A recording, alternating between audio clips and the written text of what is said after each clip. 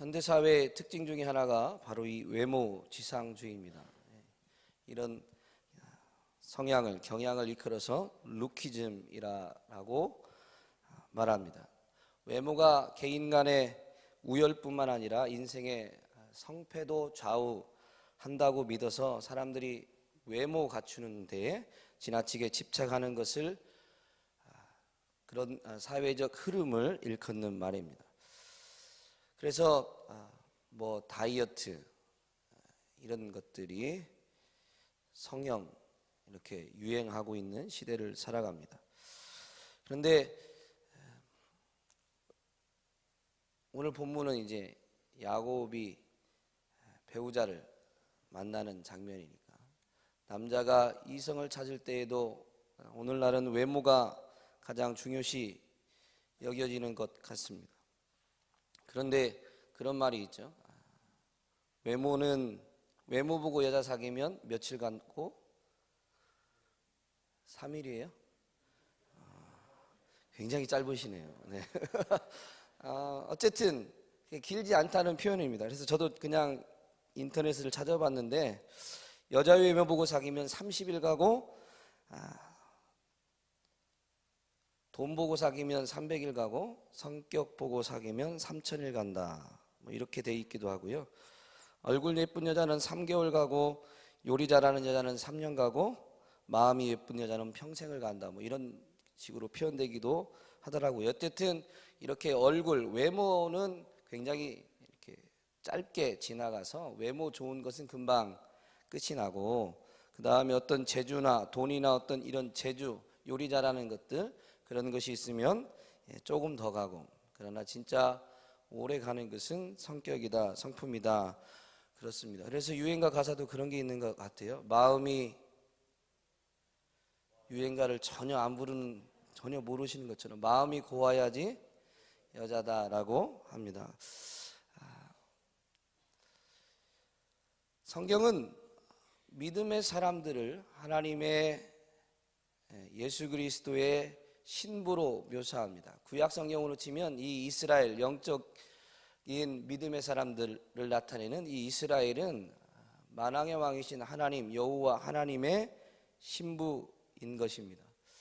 그렇기 때문에 구약으로 치면 여호와 하나님은 하나님의 그 신부인 이스라엘, 특별히 오늘 창세기인 족장들이죠. 그 이스라엘 민족을 이루어가는 이 아브라함, 이삭, 야곱의 외모에 관심이 있을까요? 성품에 관심이 있을까요? 너무 뻔한 질문인가요?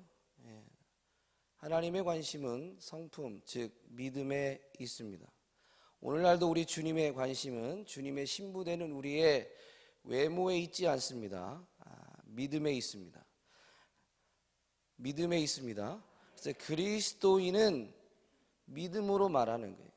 그의 삶을 뭘로 증거하느냐? 믿음으로 증거하는 겁니다. 하나님은 우리의 믿음을 보시고 사용하십니다. 오늘 본문에도 보면 야곱을 하나님이 훈련시키시는데 바로 이 믿음이 성장하게 하기 위해서, 믿음을 성장시키기 위해서 하나님이 야곱을 훈련시키시고 하나님의 약속을 믿음의 사람을 통해서 이루어 가시는 것을 보여줍니다. 여러분, 야곱이 이 외삼촌 라반의 집에 올 때는 처음 계획은 얼마나 오래 있을 계획으로 왔을까요? 야곱이 한 20년 동안 외삼촌 라반 밑에서 일할 줄 알고 왔을까요? 아니죠. 창세기 27장에 보면 이 야곱이 자기 아버지를 속이고 형을 속여서 형의 장자의 축복을 받습니다. 그런데 이 에서가 뒤늦게 깨닫고 분노를 하죠. 그래서 죽이겠다고 막 이렇게 분을 발하니까 어머니 리브가가 그것을 보고 듣고 자기 이 야곱을 외삼촌 자기 오빠의 집으로 피신시킵니다. 그런데 그때 피신시키면서 형의 도가 풀리기까지 몇 날 동안 거기 가서 너희 외삼촌과 함께 있다가 와라 라고 야곱을 보내는 겁니다. 그런데 명분이 필요하니까 이 리브가가 이삭에게 말할 때 내가 이 지금 해쪽 속 여자들 때문에 피곤하다. 여기서 며느리를 볼 수 없다. 그래서 이제 자기 오빠의 집 고향에 보내서 동족 중에 야곱의 아내를 구했으면 좋겠다라고 창세기 28장 1절 그 27장 마지막에서 이야기하고 이삭이 이제 28장에서 이 야곱에게 너는 이제 가서 거기서 너의 배우자를 아내를 구하라라고 하면서 또 축복을 합니다. 하나님께서 너를 번성하게 할 것이라는 이 아브라함에게 주셨던 그리고 이삭에게 주셨던 하나님의 약속 그대로 이삭이 축복을 합니다. 그리고 그 계획대로 이제 바단 아람으로 오는 중에 베델에서 하나님을 만나게 되죠. 베델에서 하나님이 또 나타나셔서 이 야곱에게 약속을 해주십니다. 창세기 28장 13절에서 15절이 바로 이 베델에서 하나님이 약속한 장면인데요. 말씀 같이 한번 보겠습니다. 시작. 또 본즉 여호와께서 그 위에 서서 이르시되 나는 여호와니 너의 조부 아브라함의 하나님이요 이삭의 하나님이라. 내가 누워있는 땅을 내가 너와 내 자손에게 주리니 내 자손이 땅의 티끌같이 되어 내가 서쪽과 동쪽 북쪽과 남쪽으로 퍼져갈지며 땅의 모든 족속이 너와 내 자손으로 말미암아 복을 받으리라.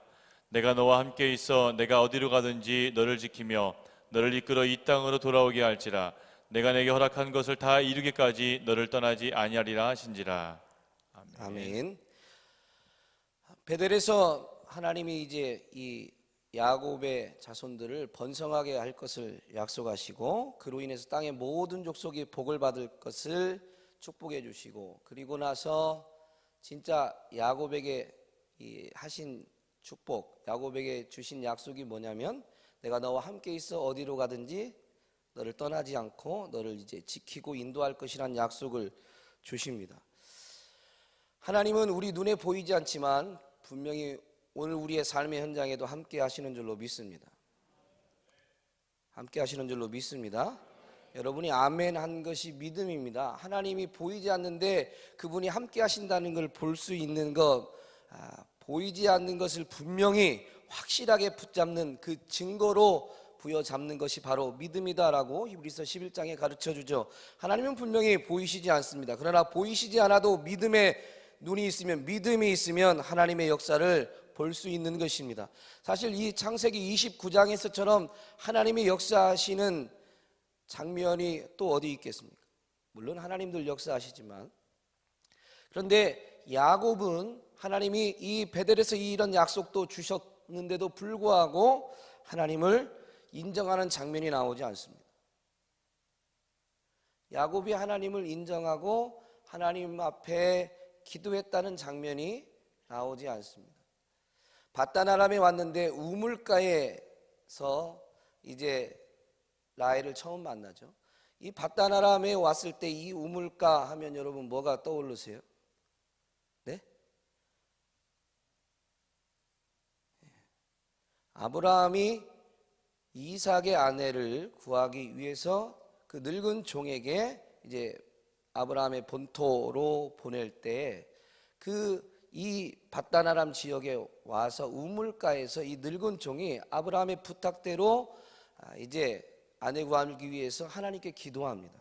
그런데 그 기도했던 내용이 뭐냐면 하나님께서 나로 순적하게 이제 만나게 해주시되 하나님의 뜻이 어디 있는지 알 수 있도록 조건을 거는데 그 우물에서 이 지역 사람 누군가가 와서 물을 길러 왔을 때 내가 물을 달라고 하면 나에게 물을 주고 뿐만 아니라 내가 데리고 왔던 그 낙타에게도 물을 주는 여인이 있다면 그 여자가 하나님이 내 주인 아브라함의 아들 이삭을 위해서 예비한 여인인 줄 알겠습니다라고 기도합니다. 그리고 기도가 끝나자마자 리브가가 오게 되고요.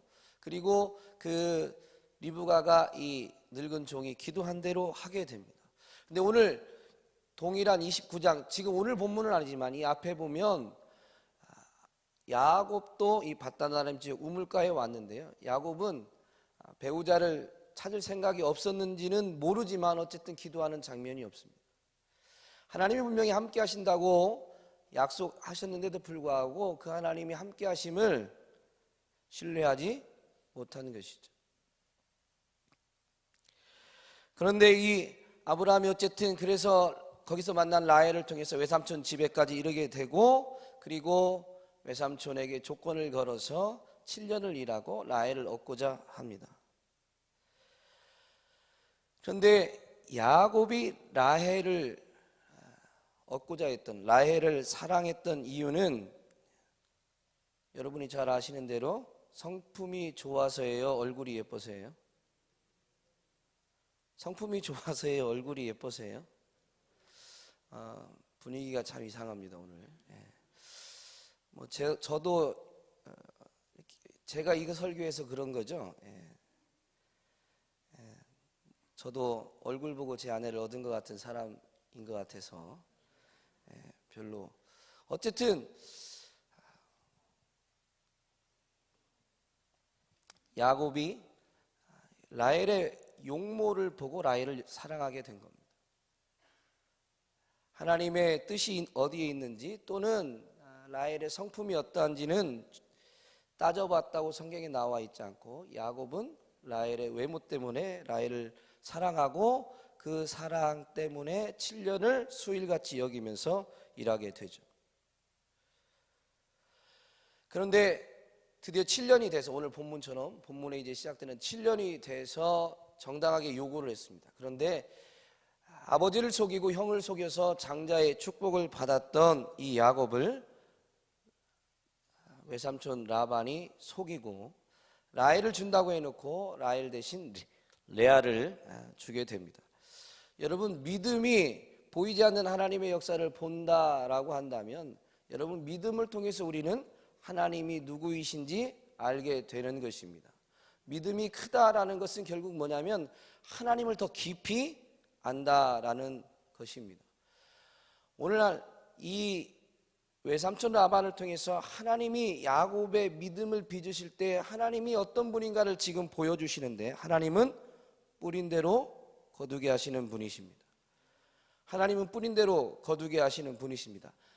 갈라디아서 6장 7절 말씀에 보면 사람이 무엇으로 심든지 그대로 거두리라 라고 말씀해 주십니다. 여러분, 야곱이 속임수로 얻어서 쉽게 인생이 풀리는 것 같았는데, 그러나 그 속임수 때문에 야곱은 지금 이 밧단 아람에서 20년을 열심히 일하고 20년 만에 하나님의 은혜와 복을 깨닫고 이제 자기가 태어났던 출생지로 돌아가게 됩니다. 라헬을 위해서 7년 동안 정말 수일같이 일했습니다. 정당하게 얻어야 맞는데 외삼촌 라반의 속임수 때문에 7년을 더 일하고, 그리고 또 6년을 자기의 이 보수를 위해서 일하게 되죠. 도합 라헬을 얻기 위해서 14년을 수고하게 된 것입니다. 자기가 계약했던, 약속했던 것과는 훨씬 다르게. 이 기간 동안 야곱이 무엇을 깨달았을까요? 아니, 7일 만에 눈 뜨고 외삼촌이 나한테 이럴 수 있느냐고 따졌을 때 외삼촌의 말을 들었습니다. 우리 동네에서는, 우리 지방에서는 첫째를 둘째보다 먼저 보내는 경우가 없다. 여러분, 당시 시대적 그 기준으로 또 아버지 이삭의 계획대로 했으면 장자의 축복을 누가 받아야 돼요? 에서가 받아야 됩니다.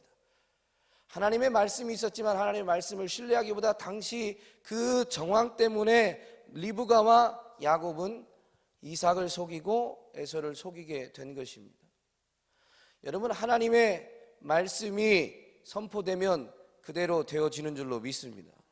그대로 되어지는 줄로 믿습니다. 그게 믿음입니다. 그런데 야곱은 그 하나님의 말씀, 리브가는 그 하나님의 말씀을 온전히 신뢰하지는 못했습니다. 그래서 속임수를 쓰게 된 것이죠. 그러나 그 열매대로 동일하게 본인들도 속임받게 되고, 이 야곱은 그래서 20년을 땀을 흘리게 됩니다. 여러분, 심은 대로 거두는 법칙은 어느 누구에게도 예외가 없습니다. 하나님의 사람으로 인정받는 이 구약의 대표적인 인물이 다윗인데, 다윗이 우리아의 아내 밧세바를 범하고 나서 임신 사실 때문에 우리아까지 죽이게 되죠. 그리고 자기는 이제 밧세바를 아내로 삼고 전혀 깨닫지 못하고 잊어버리고 있는데 나단 선지자를 하나님이 보내서 다윗의 죄를 깨닫게 합니다. 그때 다윗이 어떻게 하냐면 철저하게 회개합니다. 우리가 아는 시편 51편의 그 고백이 다윗의 고백인데요, 철저하게 회개합니다. 그리고 나단 선지자가 다윗의 회개 기도를 하나님이 받으셨고 하나님이 그 죄를 사하셨다라고 선언해 주십니다. 선언합니다, 나단 선지자가. 그런데 죄는 사함 받았는지 모르지만 다윗이 행했던 그 행위의 열매는 결국 다윗의 삶에서 그대로 나타나게 됩니다. 사무엘하 12장 9절부터 11절에 나타나는데요, 그로 인해서 이 다윗이 우리아를 죽였기 때문에 다윗의 집안에서 칼바람이 나게 되고요, 그리고 다윗이 밧세바를 범했기 때문에 다윗의 후궁들을 나단 선지자가 말한 대로 하면 이웃이 대낮에 범하게 될 것이다 라고 이야기해 줍니다. 그리고 실제 그렇게 돼 버렸습니다. 여러분, 믿음 안에 있는 예수 그리스도의 보혈의 은혜 아래 있어서 죄 사함 받고 의인이라고 인정받은 우리가 왜 오늘 삶의 자리에서 죄와 피 흘리기까지 싸워야 되는가 하면, 하나님은 용서하셔서도 뿌린 대로 거두게 하시는 분입니다. 예수 그리스도의 그 대속의 은혜가 너무너무 엄청난 은혜이지만, 그러나 그 은혜를 깨달아서 하나님을 알면 알수록 우리는 하나님을 경외하게 되는 거예요. 너무너무 그 사랑에 겨워서 하나님을 사랑하지만, 그러나 그 사랑 때문에 하나님이 무한히 은혜 베푸시는 분이니까 이제 쉽게 다가가는 게 아니라, 분명히 하나님의 사랑과 은혜 때문에 감사하지만, 그리고 그 은혜에 겨워서 살지만, 그러면서도 우리 하나님은 향한 마음 한구석에 두려움이 있는 거죠. 그게 경외입니다. 하나님은 뿌린 대로 거두게 하시는 분이십니다. 오늘도 우리의 삶의 자리에서 그 하나님을 기억하고 오늘도 죄와 피 흘리기까지 싸우는 저와 여러분 될 수 있기를 소망합니다. 하나님은 이 창세기 28장에서 베델에서 나타나서 야곱에게 하셨던 약속을 오늘 인생들의 그 실수 또 이 술수를 통해서도 이루어 가시는 것을 보게 됩니다. 야곱에게 나타나서 하나님은 분명히 아브라함에게 약속했던, 이삭에게 약속했던 그 약속 그대로 야곱에게 약속하시면서 너의 후손이 땅의 티끌과 같이 번성하게 될 것이다 했습니다. 그런데 아브라함도 이삭 하나 낳았고요, 이삭은 이제 둘 낳았습니다. 에서와 야곱.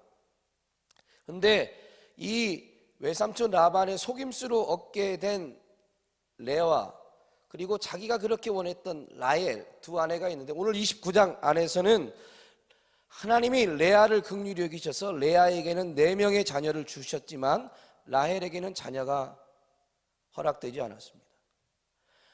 야곱에 볼 때는 야곱이 좋았고 야곱이 정말로 원했던 것은 라헬인데, 하나님이 약속하신 내 자손이 땅의 티끌과 같이 번성하게 되리라 라는 것이 이루어지기 시작한 것은 라헬을 통해서가 아니고 레아를 통해서라는 것입니다.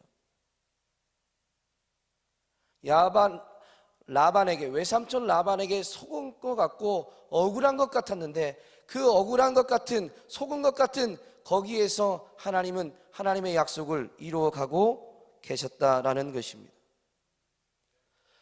여러분, 우리가 삶을 살면서 우리가 계획한 대로 원한 대로 무언가 이루어지지 않는다 할지라도 하나님은 그것을 통해서 합력하여 선을, 하나님의 뜻을 이루실 수 있는 분이신 줄로 믿습니다.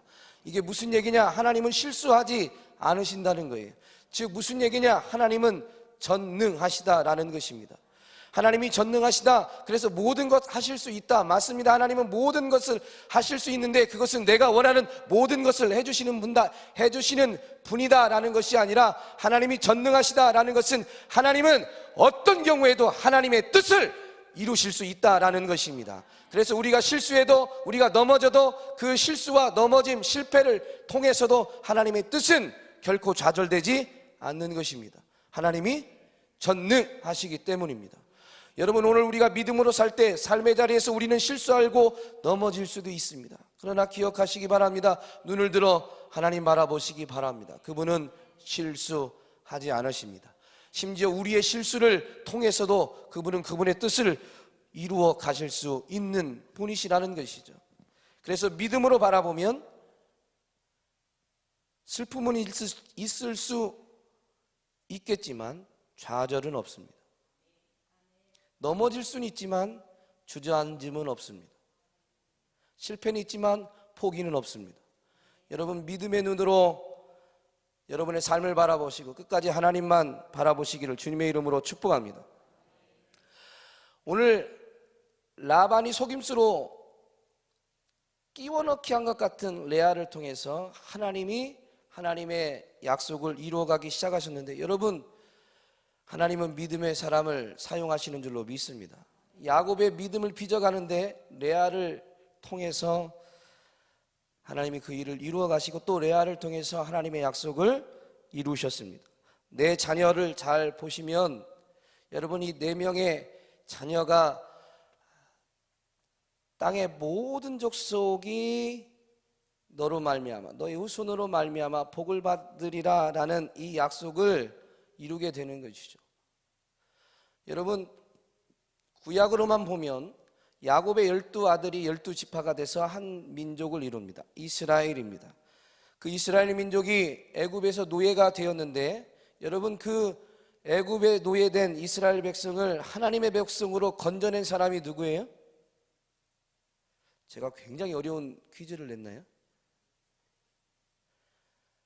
애굽에서 이스라엘 백성을 건져낸 사람이 누구예요? 모세.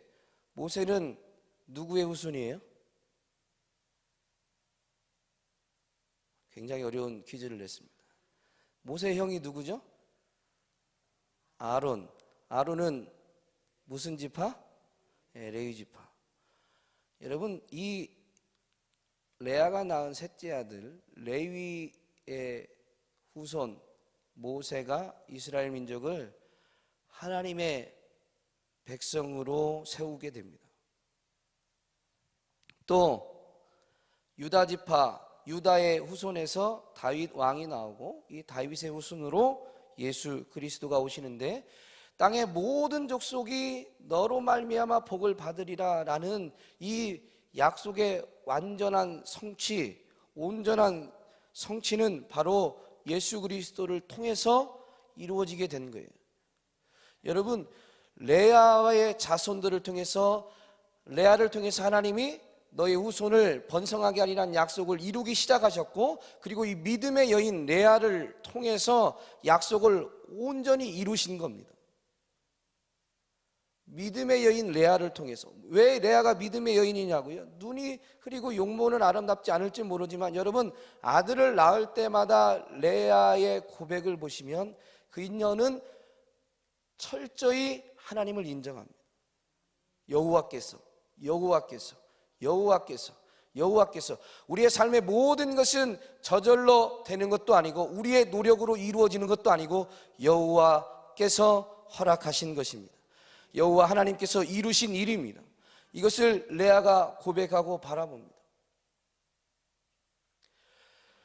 그리고 여전히 그 하나님을 향해서 소원이 있지만 이제 나로 아들을 얻게 했으니까. 여러분, 구약에서 아들 하나 얻은, 그 아들이 없는 집안에 아들 하나 얻은 이 권세가 얼마나 대단한지요.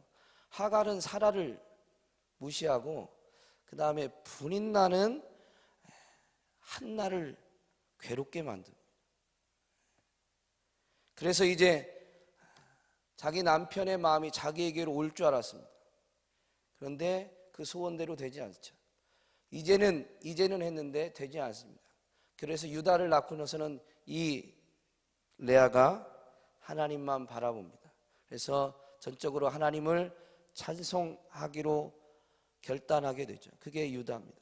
그래서 이스라엘 민족을 이루어가는 데 있어서 가장 강성한 이 지파가 바로 유다 지파가 되는데요. 어쨌든 여러분, 이 믿음의 여인 레아를 통해서 하나님의 약속은 이루어지기 시작했고, 그 후손을 통해서 완전히 성취된 줄로 믿습니다.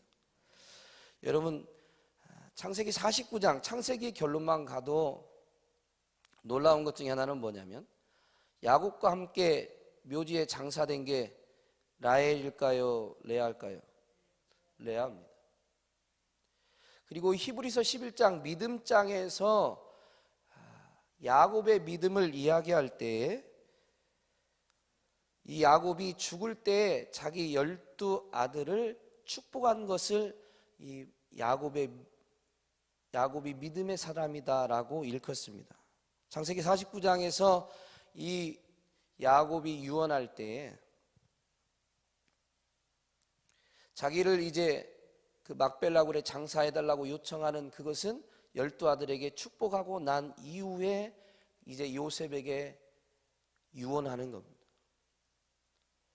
이게 바로 야곱의 믿음이었다는 거죠. 하나님이 여기까지 야곱을 빚어가신 거예요. 하나님이 하나님의 뜻대로 그 모든 일들을 이루어 갈 것이다 라는 것을 결국엔 야곱이 깨달았다라는 것이죠. 오늘 저와 여러분, 우리의 일생 동안 하나님은 우리의 믿음을 빚어가시는 줄로 믿습니다.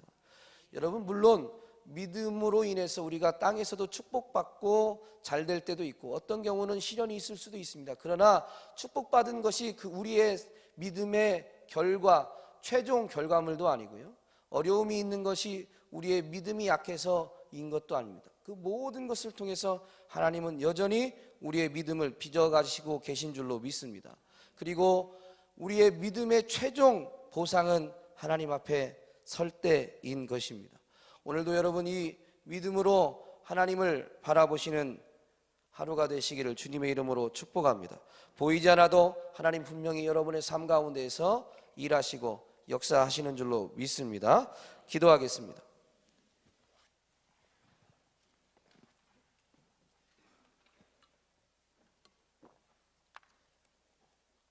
좋으신 하나님 감사합니다.